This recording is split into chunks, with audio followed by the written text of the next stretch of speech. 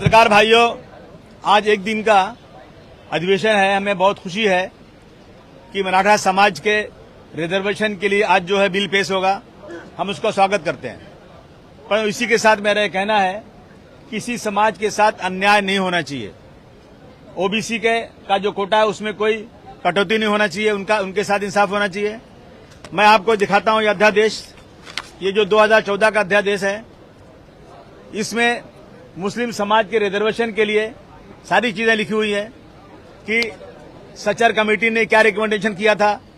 पूरे देश में मुसलमानों के हालात चेक देखने के बाद रंगनाथ मिश्रा ने पूरे देश में मुसलमानों के हालात का पता लगाकर रिपोर्ट दिया। महाराष्ट्र में विलासराव देशमुख साहब की सरकार ने रहमान कमेटी बिठाया था, उन्होंने भी 8% रिजर्वेशन के लिए दिया। और ये मुस्लिम समाज की बात नहीं है, ये जो मुस्लिम समाज के लोग जो इसमें है, जो गरीबी रेखा से नीचे आते हैं, विशेष मागास प्रवर्ग के लोग, जो उस समाज के लोग हैं जिसमें दिया हुआ ये यहाँ पर अध्यादेश आ चुका है।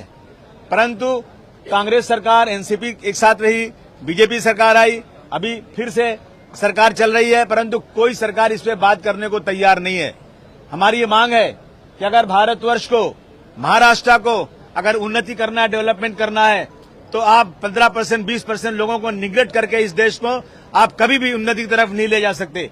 एक समुदाय के साथ लगातार अन्याय हो रहा है और वो लोग मुस्लिम वोट तो चाहिए उन्हें, मुसलमानों से बातें तो बड़ी बड़ी करते हैं, परंतु मुसलमानों के साथ इंसाफ करने को तैयार नहीं। हमारी ये मांग है सरकार से कि ये जो बेईमानी हो रही है, ये जो अन्याय हो रहा है, इसको खत्म करो और मुस्लिम समाज को भी रिजर्वेशन दो। मुझे लगता है इस मुल्क के अंदर सीधे उंगली घी नहीं निकलती, टेढ़ी करनी पड़ती है उंगली। जब मराठा समाज ने बहुत जबरदस्त तरीके से सरकार को बिल्कुल नीचे लाकर रख दिया, घुटनों पर खड़ा कर दिया, तो इन्होंने मराठा समाज का रिजर्वेशन के लिए आज उन्होंने किया है। लेकिन अगर ये मुसलमान करेगा तो गोलियां खाएगा, कितने हजारों मुसलमान गोलियों से भून दिए जाएंगे और जेल चले जाएंगे। आज आप देख रहे हैं कुछ लोग जाकर के मुस्लिम इलाके में मुसलमानों को गाली दे रहे हैं, मुसलमानों के साथ अन्याय कर रहे हैं। परंतु ये सरकार जो कहती है कि हमने भाषण सुना गवर्नर साहब का कि ये सरकार जो है बाबा साहब अम्बेडकर के वसूलों पर, छत्रपति शिवाजी महाराज के वसूलों पर चलती है। मैं समझता हूं ये सरकार जो है ना, बाबा साहब अम्बेडकर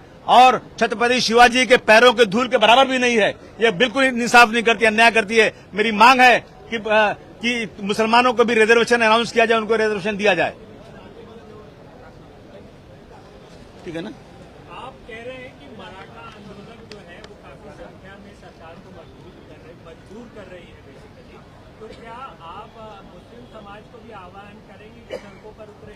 नहीं, मैं करूंगा तो बहुत मर जाएंगे, बहुत सारे जेल चले जाएंगे, क्योंकि यहाँ इंसाफ नहीं है। वो कत्ल भी करते हैं तो चर्चा नहीं होता, हम आ भी भरते हैं तो हो जाते हैं बदनाम। तो आपकी आवाज कैसे सुनी जाएगी? यह आवाज हम भारतवर्ष के संविधान के मुताबिक हम आंदोलन करेंगे और आवाज बुलंद करते रहेंगे।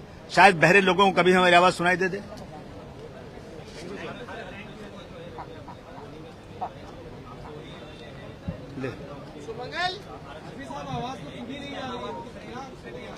आएगा वक्त।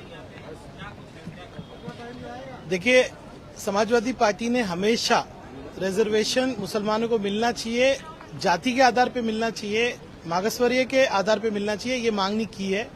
कोई और एमएलए इसमें समर्थन करे ना करे, लेकिन जनाब अबू आसिम आजमी साहब और हमने हमेशा आवाज उठाई है, आवाज उठाते रहेंगे। और मुझे लगता है कि सरकार जो है इस पर ध्यान जरूर देगी, क्योंकि जिस तरह से अन्याय हो रहा है उस लिहाज से अगर देखा जाए, जिस तरह से मागासवर्गीय की रिपोर्ट आ रही है, आज टाटा इंस्टीट्यूट को वर्क ऑर्डर जो है सोशियो इकोनॉमिक सर्वे का 2 साल से नहीं दिया, तो इस सरकार को कहीं ना कहीं न्याय करना पड़ेगा।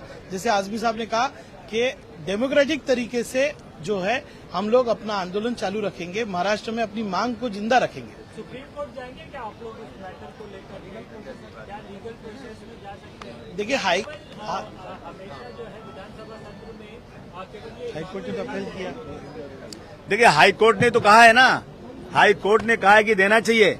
हाईकोर्ट ने जब कुछ लोग विरोधी जो हैं, उन्होंने जब रिजर्वेशन का 5% अनाउंसमेंट सुना तो सीधा कोर्ट चले गए और कोर्ट ने 5% मुसलमानों को रिजर्वेशन एजुकेशन में देने का अनाउंस कर दिया।